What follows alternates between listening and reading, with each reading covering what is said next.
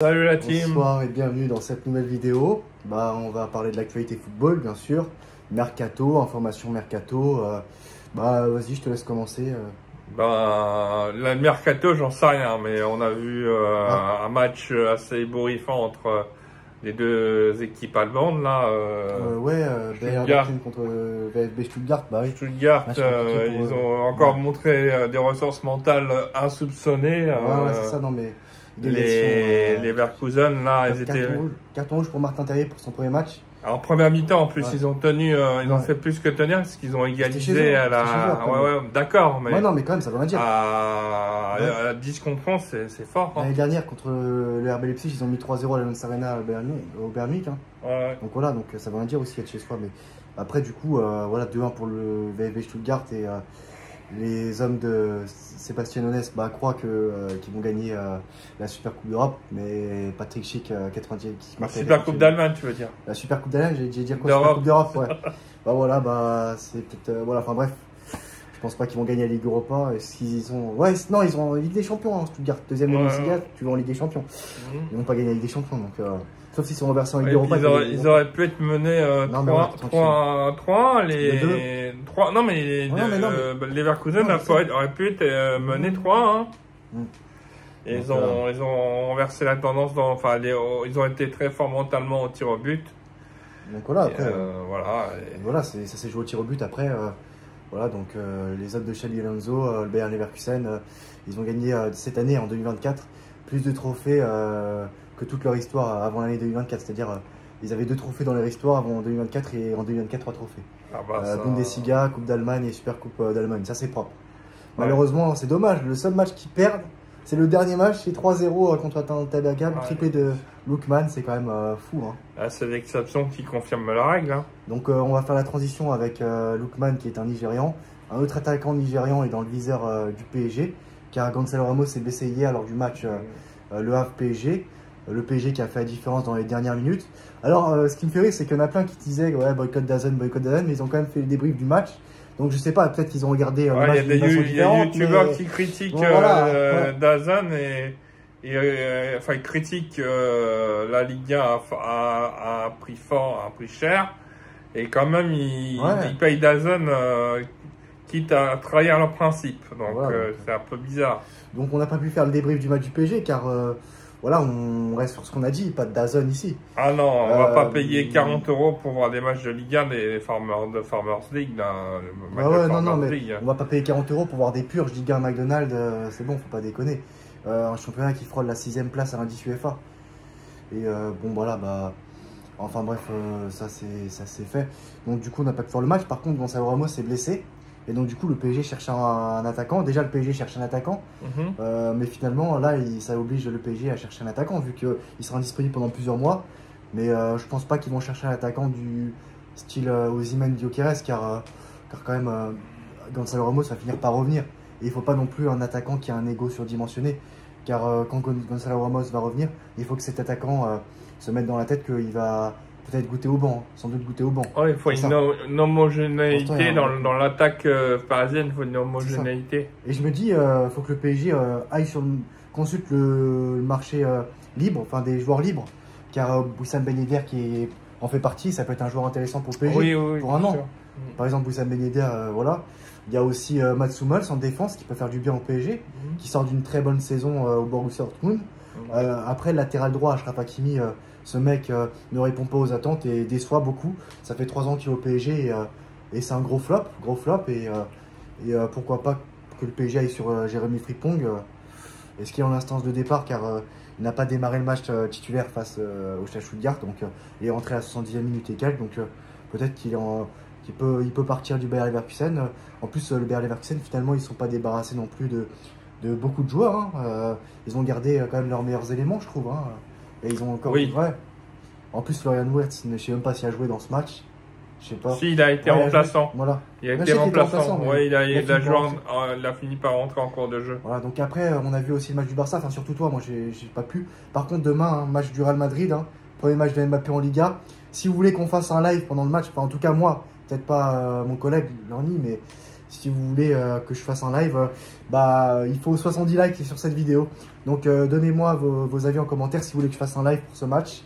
Et s'il y a 70 likes sur cette vidéo, on fera un live pour ce match. Et ça peut être sympathique, bien sympathique. Donc likez à fond, hein, likez à fond, abonnez-vous à fond, partagez, commentez, ça nous aide beaucoup. Voilà, et bien sûr, c'est pas la fin de la vidéo, hein, mais c'est juste, voilà, likez 70 likes pour qu'on fasse le live, ça peut être sympa, sympathique. Et sinon, voilà, est-ce qu'il y a autre chose à dire? Ouais, le mercato du PSG, le PSG a officialisé Désiré Doué, ça y est. Mais en fait, c'est un milieu de terrain offensif, milieu de terrain offensif. Donc le PSG n'a que Ronald Colomwani finalement au poste de numéro 9 pendant quelques mois. Sauf si le PSG recrute un numéro 9. Mais le PSG ne doit surtout pas aller sur Victor Osimhen et Victor Gyökeres, franchement. Qui se concentre sur Erling Haaland l'année prochaine, voilà. Clause libératoire, voilà. Erling Haaland, c'est parfait pour le PSG l'année prochaine. Bon, après, je pense que Manchester City va tout faire pour blinder, voilà, garder son, voilà, changer de contrat pour lui, car il y a une clause libératoire bien abordable à partir de l'année prochaine. Bon, on n'y est pas encore. En tout cas, le PSG, à mon avis, a pas mal de solutions à ce poste-là. Le PSG, à mon avis, va recruter Jadon Sancho. Donc le PSG, au niveau des ailiers, quand même, ils sont là. Mais le PSG a compris qu'en fait, fallait recruter des ailiers. Surtout depuis l'année dernière. Ouais. Neymar, Lionel Messi, c'était plus possible. Donc voilà, donc c'est bien, ça recrute des Dembélé, Barcola, voilà. Il fallait des ailiers, des joueurs percuteurs. Peut-être que ça va être l'année de Barcola aussi. Voilà, hein. Barcola, Désiré Doué, tout ça. Jadon Sancho et tout. Il faut des joueurs percuteurs qui provoquent et tout. Et voilà, avec Nuno Mendes, Achraf Hakimi. Bien sûr, il faut que Nuno Mendes, Achraf Hakimi haussent leur niveau de jeu. Sinon, c'est bye-bye l'année prochaine. Hein. Et Mendes se blesse pas surtout, hein, parce qu'il se blesse souvent, lui. Hein. Enfin bref, c'est bien, Jadon Sancho et tout. Donc il y a Marco Asensio aussi. Bon, c'est vrai qu'on parle pas assez de lui. Ouais, c'est super simple. Et tout. Le jeune Mbaye, 16 ans. Bon, après, je le connais pas. Donc c'est vrai que les supporters du PSG le connaissent plus que nous. Nous on le connaît pas personnellement. Donc voilà, donc le PSG peut faire en sorte peut mettre en place un dispositif tactique à Luis Enrique avec Asensio faux numéro 9 ou Kangilny aussi. Kangilny qui a marqué d'ailleurs. Et non, le PSG peut trouver il y a plusieurs solutions. Ça sert à rien de recruter un avant-centre. Ils peuvent recruter Wissam Ben Yedder par exemple. Mats Hummels, des joueurs comme ça, latéral gauche, latéral droit, Jérémy Frimpong, voilà, Jadon Sancho et tout. Mais voilà, le reste, c'est pas la peine. Hein. Le milieu de terrain est assez bien étoffé. João Neves, un demi-match, premier match et 2 passes décisives en quelques minutes. PSG qui marque 3 buts en 5 minutes, bravo à eux. Voilà, Marseille aussi. Je ne sais pas si c'était des beaux buts, on n'a pas vu les buts. Si, beau but, surtout le but de Barcola. C'était un bijou, vraiment. Magnifique but de Barcola. Ousmane Dembélé qui marque de la tête. Ronald Colomwani sur penalty et Kangilny qui a marqué un joli but. Non, il y a eu pas mal de jolis buts côté PSG hier. Et du coup, voilà. Marseille qui fait 5-1. 5-1 à Brest, un doublé de Mason Greenwood. Et un doublé de... qui met 2 buts. 2 passes décisives. Un doublé de Enrique.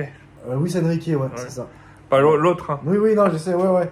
Parce que là, il est à sa nage en double, il travaille à la fois à Marseille et à Paris. Ouais, non, mais voilà. Et du coup, voilà, donc ça, c'est Marseille. En plus, ne joue pas la Coupe d'Europe, ils auront un match par semaine. Voilà, donc de Serbie, attention, ça rigole pas, Marseille. l'AS Monaco, Lyon et tout, attention. Ça va être, on va voir si ça va être une...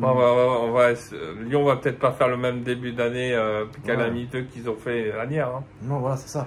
Donc on va voir ce qui va se passer. Sinon, voilà, bravo à Mason Greenwood qui, malgré la pression, il y avait beaucoup de pression sur lui. Voilà, c'est vrai qu'on l'accusait pour des choses un peu, voilà, comme quoi il avait violé des femmes et tout. Mais bon, quand même, frère, c'est bon, laissez-le tranquille. C'est bon, là, laissez-le jouer au football. C'est un footballeur avant tout. Voilà, laissez-le tranquille.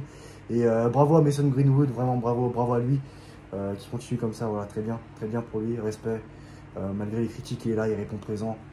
Et voilà, donc à voir ce qui va se passer cette saison, mais ça va être une saison intéressante. Est-ce que tu as d'autres choses à dire peut-être un petit débrief tennis. Juste avant que tu parles de tennis, un dernier truc à dire par rapport à Hendrik. Ça me fait rire quand même quand on lui pose la question dans le genre quels sont tes joueurs préférés. Il préfère Bellingham à Neymar. Il y a plusieurs exemples comme ça. Enfin bref, il préfère Shelton, je sais pas quoi, Ronaldinho, enfin c'est complètement ridicule. C'est chaud. Ouais, mais bon, ouais. Enfin bref, voilà, je te laisse parler. Alors oui, je voulais parler de la fin du tournoi Cincinnati chez les hommes et chez les femmes. J'ai assisté à un match, c'était tard dans la nuit, mais ça valait du coup, le match entre Tiafoe et Leska. Beau match, pas trop de fautes directes, vraiment des beaux points qui s'enchaînaient, vraiment beaucoup de highlights, beaucoup de beaux points. Et un match à suspense puisque Tiafoe a servi pour le match dans le troisième set avant de se faire débreaker et l'autre il a poussé Tiafoe au tie-break et Tiafoe n'a gagné que 7-5 au tie-break du troisième. Très beau match, très plaisant. Et Swiatek a été inquiété par Mira Andreeva qui pointe sa petite frimousse sur le devant de la scène. C'était une coupeuse de tête dans le tournoi. Elle est arrivée en quart, bravo à elle, 17 ans. Ouais. 17 ans et elle a inquiété Swiatek. D'après ce que j'ai compris, elle a mené contre Swiatek. Moi, j'ai pas vu le match. 6-4 après, je crois elle s'est fait breaker à la fin, mais elle a tenu la dragée haute. Elle a fait de Navarro sa chose. Très forte, très bonne joueuse, prometteuse. Et sinon, on attend. Moi, je regardais le match de Tiafoe. Je suis il m'a vraiment impressionné hier. J'espère qu'il va continuer à bien jouer. Il a joué contre Hurkacz. Hurkacz qui est très résilient, qui résiste au match long et tout ça. Il a fait que des matchs en 3-7, que ce soit le tournoi de Montréal ou le tournoi de Cincinnati. Et là, peut-être que ce sera le match de trop contre Tiafoe. On verra bien. On approche à la fin. Là, il y a Zverev contre Shelton. Je sais pas ce que ça donne. Le match, on verra bien. Voilà pour la page tennis. Je redonne la parole à mon acolyte. J'ai plus rien à dire. On va rester là. Donc voilà, si ça vous a plu, likez à fond, voilà, abonnez-vous à fond. Ça nous aide beaucoup et on se retrouve très prochainement pour une nouvelle vidéo. Et 70 likes et on fait un live pour le match du Real Madrid, Mallorca-Real Madrid. Donc allez-y à fond, pétez-moi cette barre de like là, putain c'est gratuit. Et voilà, je vous remercie d'avance et à très bientôt. Ciao. Ciao.